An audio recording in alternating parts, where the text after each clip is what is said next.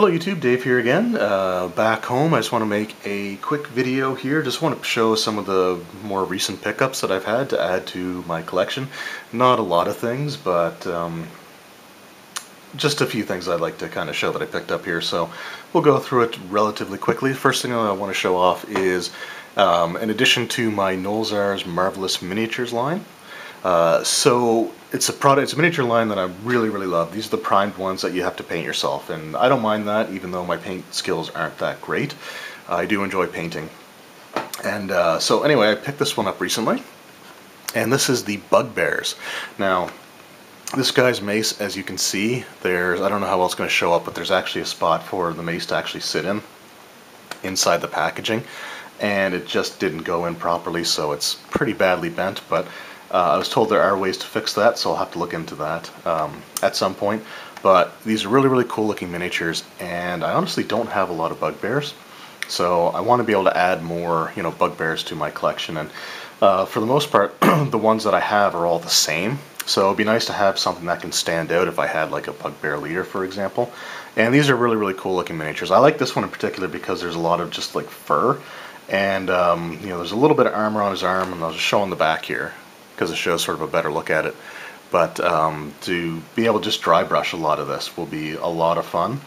And I like dry brushing, I enjoy it, and I'm halfway decent at it, so this here is something that I'm really going to enjoy painting. And I just like Bugbears in general, so to be able to add some of those to my collection is always going to be nice. So something that I'm hoping to actually paint later on this week.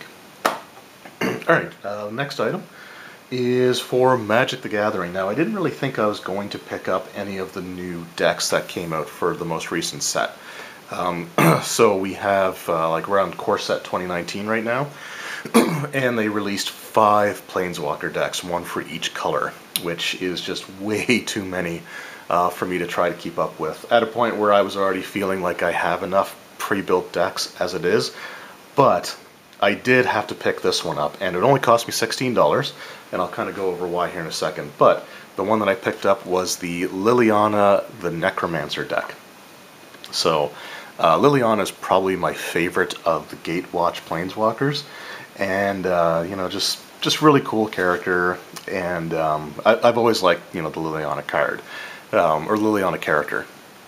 So this will be the 3rd Liliana Planeswalker that I have. So this will probably be the last one of her that I feel the need to pick up. But I really like the character, and of all the decks, this is the one that I was the most interested in. So I picked this up, and it only cost $16, like I said. And the biggest reason for that is they dropped the booster packs down from 2 to 1. So you used to get 2 packs of cards with each deck, and now you're only getting 1. I'm hoping it's only because they did this is a core set, and they did the 5 separate decks, one for each color, and these are monocolored decks. We finally got a monocolored Planeswalker deck. But I'm hoping that that when the future sets come out, that they'll have just the 2 different Planeswalkers, and go back to including the 2 booster packs, because I think that's better value overall. But pick that up, and I'll do probably a separate opening video for this one at some point this week. And the last couple things that I want to show off here, they are related, but I don't think I ever actually showed them in any of my videos. So these are comics, and I love the D&D comics. I've been a huge fan of the D&D comics for quite some time, going back to when I think it was Dark Horse or Devil's Due. Actually, sorry, I think it was Devil's Due Publishing. I don't know if they're around anymore, but when they did the Legend of Drizzt books and like the comics, and they put them out as like hardcover books, they're really nice. So I was a really big fan from that point. And then when they got into the Adric Fell and Fells 5 in during the 4th edition era, those comics are absolutely fantastic, and I think they're a great representation of what D&D games are kind of like. So I would highly recommend checking those out. And now we're into sort of the modern era with like the 5th edition ones. And this is the most recent It comics that have come out. So this is Evil at Baldur's Gate, and this is issue number 1 with Minsc on the cover with Boo on his shoulder, and I just love the character of Minsc, so anything I can get with him, and it's just awesome. And so this is issue number 2. So These comics are absolutely fantastic. I really enjoyed them and read them pretty much right away. And I'm looking forward to getting issues 3 and 4 when they finally come out. And I want to actually go back and get the trades for the series that I'm missing. So I have the Shadows of the Vampire, which is the Curse of Strahd tie-in that they did. They also did just a regular one in Baldur's Gate that brought Minsk back to life. Actually, that was in the comics. And then they have one for the Storm King's Thunder. I think it's called Frost Giant's Fury, I think is the name of the storyline. So I want to go back and get those trades if I can. But this is a really great series. Just a lot of fun to sit down and read. There are codes for the Idle Champions of the Forgotten Realms. I was going to give those away. This is actually my second time recording this video. But I wanted to give them away initially, but I realized that they both had to be redeemed by July 25th, and that's gone and passed. So unfortunately, I never really paid attention to that. And even this one here, even issue 2, had a July 25th that it had to be done by. And this one says it came out in May, but I actually just picked this up a few weeks ago. So anyway, so there you go. So those are my recent pickups there, along with the miniature and the Liliana deck. So that's pretty much it for this video. Like I said, just a quick one. Just got home from vacation, so I'm going to try to get a few videos recorded. Hopefully I'll be able to have one for each day of the week, but I have to record them at night at this point in time, just because, you know, I've got kids at home during the day right now, so that's just time that I'm not going to have to record.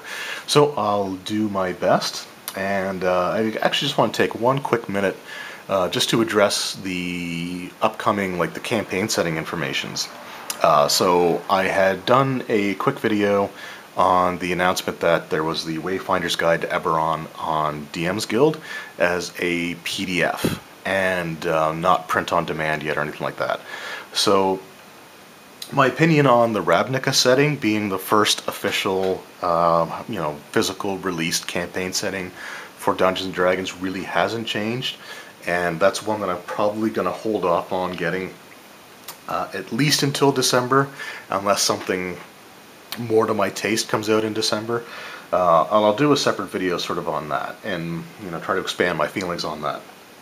But when it comes to the Eberron one, apparently, and again, I didn't have the opportunity to sit down and watch the announcement video or anything like that, but I did have people let me know, and I really do appreciate it. Because all I was able to do was react to the listings on the website, and that was it. Like, I didn't have any other information to go off of at the time. But as it turns out, the Eberron material, the PDF, is part of a playtest. So they're kind of testing out the new options that they're going to be adding. And my understanding is that the Artificer class, I don't know if it's in there or not. I haven't looked at it. It's just too expensive a PDF for me to want to buy. I would rather save my money until if it does come print on demand, or if it just gets released as its own separate book, that would be even better. But so it's something that they're going to be updating, and there is eventually going to be some sort of physical release. Whether I think it's going to be print on demand, and I'll know more information about it when I get a chance to actually kind of sit down and research it. But the fact that it doesn't have a print form yet isn't as much of a problem as I thought it was, simply because they're going to be updating it as time goes on. So I think there's races that still aren't in there yet, and I can't remember if the Artificer class is in there or not. So I'll reserve my judgment on the Eberron, Wayfinder's Guide to Eberron, for when they finally do get that physical version that's going to be made available. So as far as that goes, I want to thank everyone who kind of set the record straight on that. I really do appreciate it, because it definitely makes me feel a little bit better about the way that they're handling the Eberron setting. But I'm still, as a longtime D&D fan, and as you can see, I do play Magic the Gathering.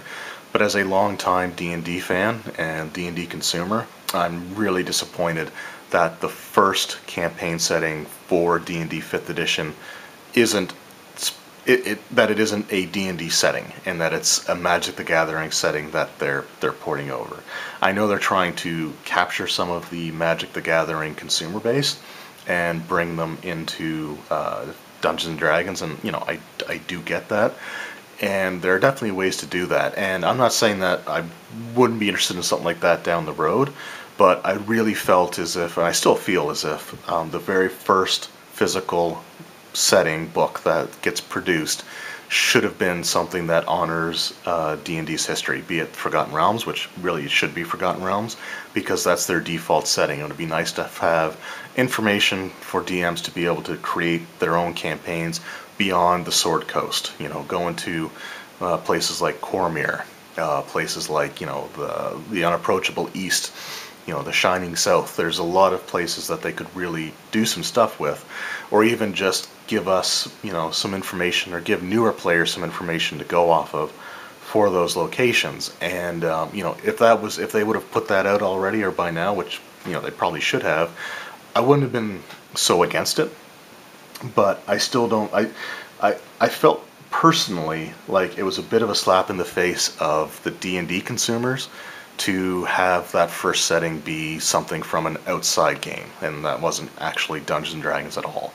The first setting I think should have been D&D related, and then after that, absolutely, put out the Ravnica one. If they held off, until next year, or if they tied it in with another one of their major releases, in the following year, that would have been fine.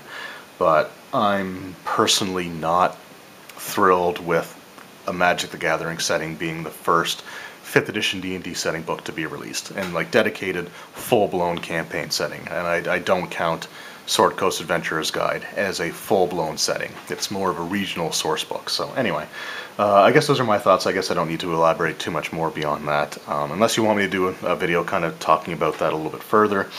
Anyway, I just want to thank everyone for watching, taking the time out of your day to watch this video. Hope you enjoyed, and we'll see you next time. Take care.